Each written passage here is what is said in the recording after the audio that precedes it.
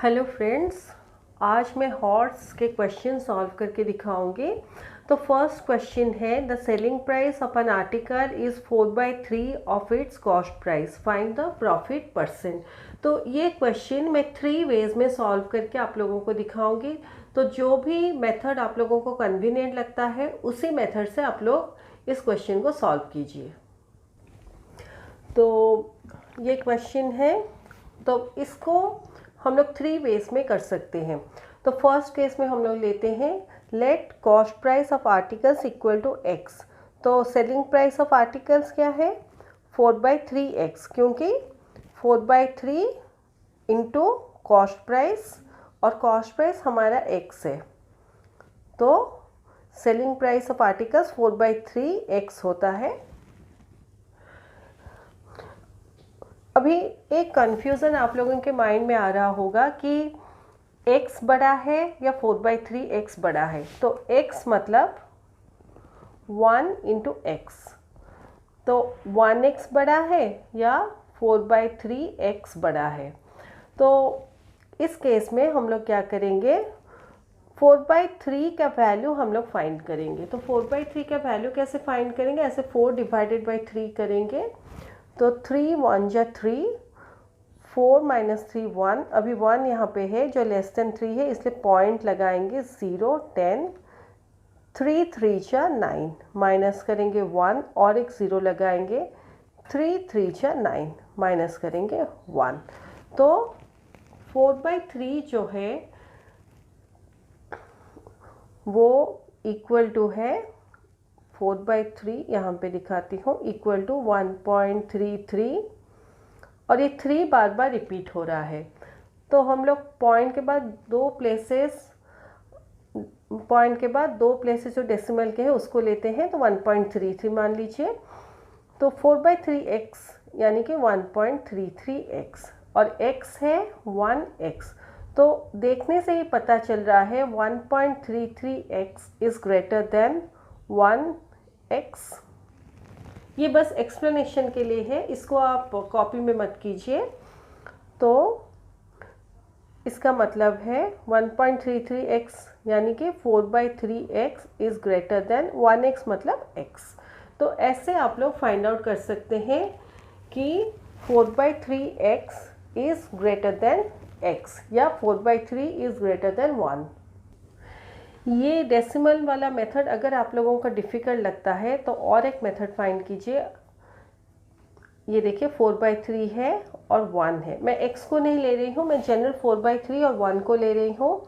तो एलसीएम अगर हम लेंगे तो 1 मतलब ये 1/1 है।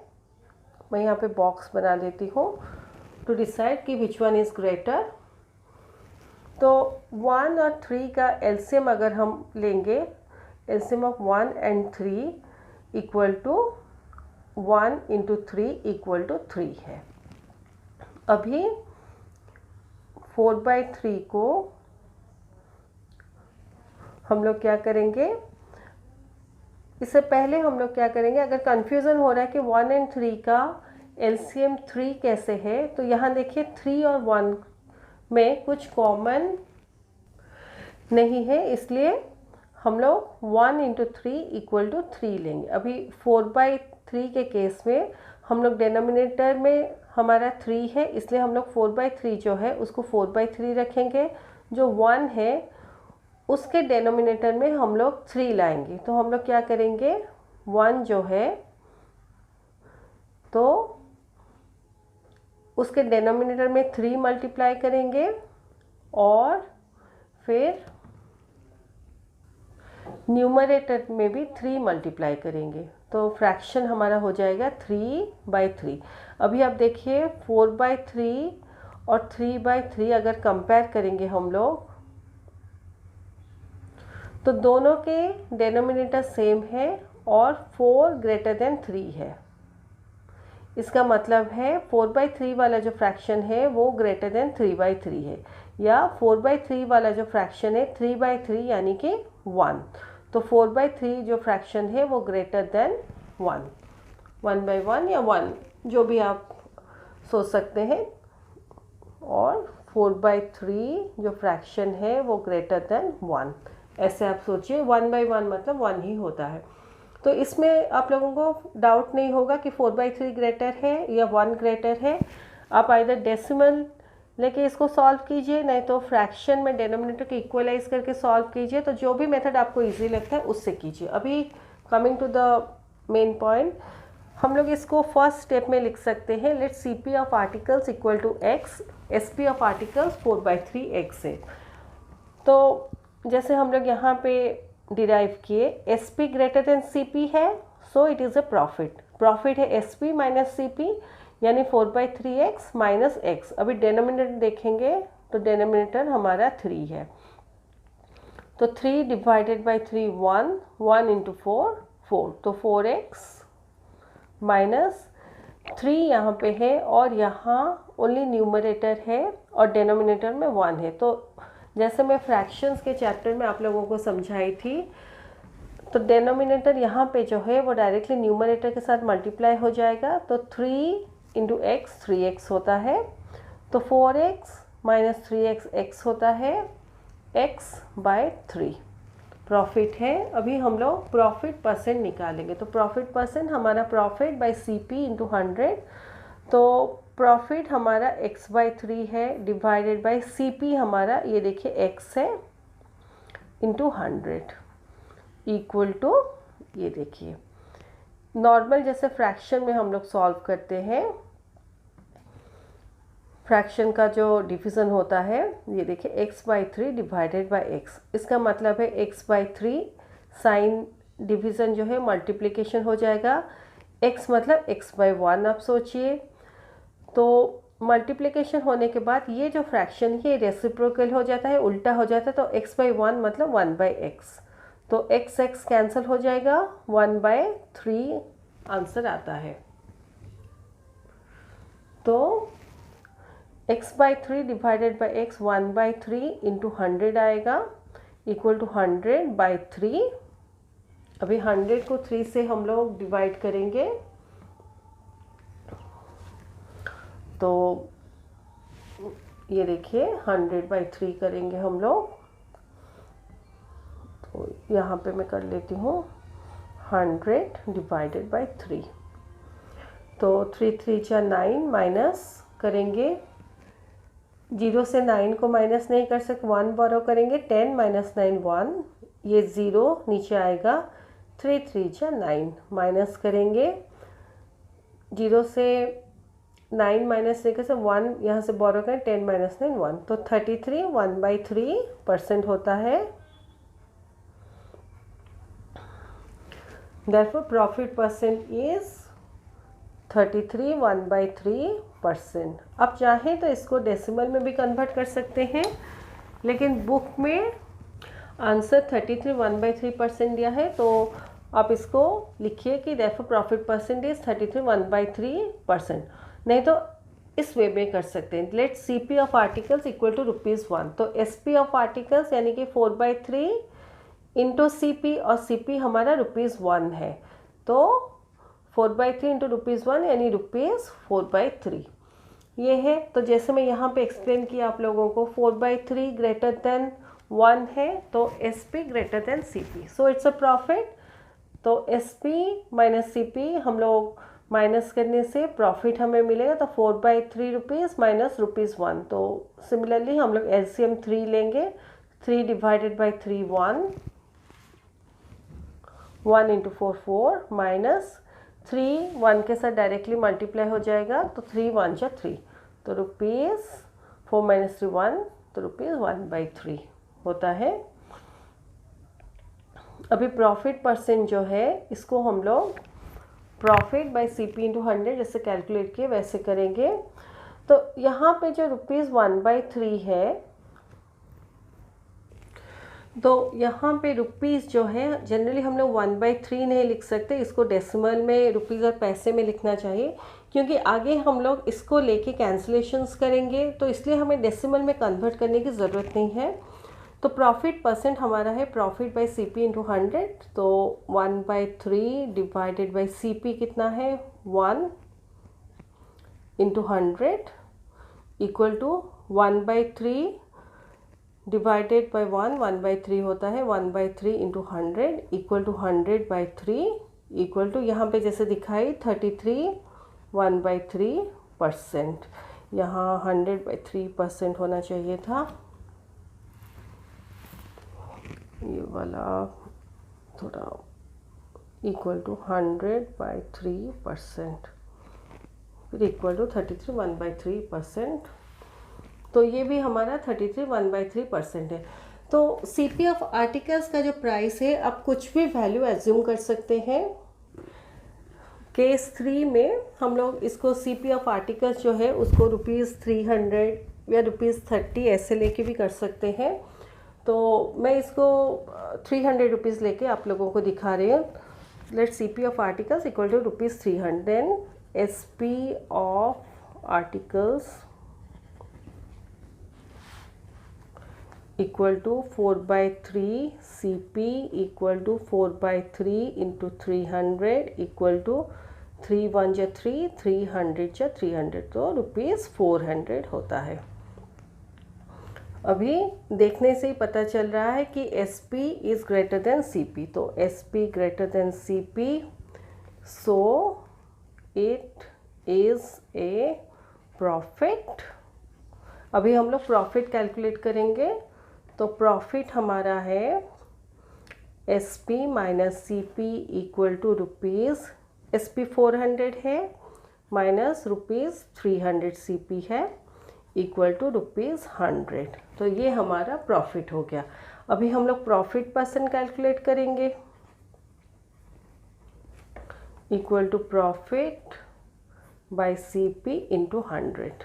तो प्रॉफिट हमारा है 100, CP है 300 इंटू 100। अभी कैंसलेशंस करेंगे, 2 0 2 0, तो 100/3% जैसे मैं पहले दिखाई थी 33 1/3% आंसर होगा। और लास्ट में हम लोग लिखेंगे देयरफॉर प्रॉफिट परसेंट इज़ 33 1/3%। तो ऐसे भी आप इसको सॉल्व कर सकते हैं। जैसे CP ऑफ आर्टिकल्स को मैं 300 ली हूँ, आप चाहें तो 30 रुपीज़ भी ले सकते हैं, जैसे मैं प्रीवियसली दिखाए 1 रुपये भी ले सकते हैं, क्योंकि SP ऑफ आर्टिकल्स जो है 4/3 CP दिया है। तो CP ऐसे एक वैल्यू लीजिए जो कि 3 के साथ कैंसिल हो सकता है, तो बेस्ट है आप 300 या 30 लीजिए जो 3 के साथ कैंसिल हो जाएगा, ताकि ऐसा एक नंबर आएगा होल नंबर जिसमें कुछ फ्रैक्शंस नहीं हो, उससे आपको ये क्वेश्चन सॉल्व करने में इजी होगा। तो ये हमारा क्वेश्चन 1 ख़त्म होता है। ये सेकेंड केस में जैसे मैं एक्सप्लेन की थी, लास्ट में भी इसका लिखिए देयरफॉर प्रॉफिट परसेंट इज 33 1/3%। तो 3 मेथड्स हैं, जो भी आपको कन्वीनियंट लगता है अकॉर्डिंगली आप लोग उसको सॉल्व कीजिए। ये सेकेंड क्वेश्चन है, in a school there are 50 students in class 6A, 88% of the students passed a mathematics test. तो एक स्कूल में टोटल 50 स्टूडेंट्स है क्लास 6A में, उसमें से 88% जो स्टूडेंट्स हैं वो मैथ्स टेस्ट में पास किए। The same number of boys and girls failed in the exam. तो जितने भी बच्चे फेल हुए आउट ऑफ 50, उसमें इक्वल नंबर ऑफ बॉयज़ और equal number of girls fail हुए। तो मान लीजिए अगर 2 बॉयज़ फेल हुए तो 2 गर्ल्स भी फेल हुए, 3 बॉयज़ फेल हुए तो 3 गर्ल्स भी फेल हुए। If 42% of the total students are girls, how many boys passed the test? तो 50 में से 42% गर्ल्स हैं। तो क्वेश्चन में पूछा गया है कि अगर 42% गर्ल्स है टोटल स्टूडेंट में से, तो कितने लड़के पास किए टेस्ट में। ये बहुत ही इजी क्वेश्चन है, इसको हम लोग स्टेप वाइज सॉल्व करेंगे। ये देखिए, पहले हम लोग लिखेंगे टोटल नंबर ऑफ़ स्टूडेंट्स 50 है और percentage of students who pass the test हमारा 88% है। तो number of students who pass the test हमारा है 88% of 50 equal to 88/100 into 50 equal to, ये देखिए 50 और 100 कैंसिल हो जाएगा, 51 या 50, 52 जा 100। अभी 2 और 88 कैंसिल हो जाएगा, 2 1 जा 2, 2 44 जा 88, तो 44 स्टूडेंट्स। ये देखिए 88 डिवाइडेड बाई 2, 2 4 जा 8, माइनस करेंगे 8 माइनस 8 0, ये 8 नीचे आएगा, 2 4 जा 8 माइनस करने से 0, तो 44। तो 44 स्टूडेंट्स हमारे पास के एग्जाम पे। तो number of students who fail, तो टोटल हमारे स्टूडेंट्स 50 है, उसमें से 44 पास किए, तो फेल कितना हुए, 50 माइनस 44 6 है, तो 6 स्टूडेंट्स फेल के एग्ज़ाम में। यहाँ हमें दिया गया है कि जितने भी बच्चे फेल हुए उसमें इक्वल नंबर ऑफ बॉयज़ और इक्वल नंबर ऑफ गर्ल्स है, यानी अगर 6 को हम लोग बाय 2 करेंगे हमारा आंसर 3 आएगा, तो 3 बॉयज़ और 3 गर्ल्स फेल हुए। नहीं तो ऐसे करने में अगर कन्फ्यूज़न होता है तो ये सोच देखिए, जो 6 स्टूडेंट्स हैं, मैं 6 डॉट से आपको दिखाती हूँ। तो 6 स्टूडेंट जो फेल हुए उसमें इक्वल नंबर ऑफ बॉयज़ और इक्वल नंबर ऑफ गर्ल्स हैं, तो ऐसे अगर हम लोग अरेंज करते हैं तो ऐसे मान लीजिए 3 बॉयज़ और 3 गर्ल्स फेल हुए। तो number of boys who failed in the exam जो है इसको हम लोग 6/2 कर सकते हैं 3, और number of girls who failed in the exam इसको भी हम लोग 6/2 कर सकते हैं इक्वल टू 3। तो 3 बॉयज़ और 3 गर्ल्स फेल हुए। Then percentage of girls in the class दिया गया है कि 42% of the total students are girls, तो percentage of girls in the class 42% है। Number of girls in the class है 42% ऑफ 50 इक्वल टू 42/100 इंटू 50, तो 50 और 100 कैंसिल होगा, 51 जा 50, 52 जा 100, 2 और 42 को कैंसिल करेंगे, 2 1 जा 2, 2 21 जा 42। ये देखिए 42 डिवाइडेड बाई 2, 2 2 जा 4, माइनस करेंगे 4 माइनस 4 0, ये 2 नीचे आएगा, 2 1 जा 2, माइनस करने से 0, तो 21। तो number of girls in the class 21 है। Number of boys in the class कितने हैं, टोटल स्टूडेंट्स 50 है, तो 50 से हम लोग जब 21 माइनस करते हैं तो हमारा 29 आंसर आता है। ये देखिए 50 माइनस 21, 0 से 1 को माइनस नहीं कर सकते, 1 यहाँ से बोरो करें, 10 माइनस 1 9, यहाँ अभी 4 है, 4 माइनस 2 2, तो 29। तो number of boys in the class 29 है। तो क्वेश्चन में पूछा गया है कि how many boys pass the test, तो जैसे हम लोग एनालाइज करके निकाले हैं, तो टोटल जो स्टूडेंट्स थे उनमें से 3 बॉयज़ फेल हो गए थे एग्ज़ाम में, तो टोटल बॉयज़ हमारे 29 है।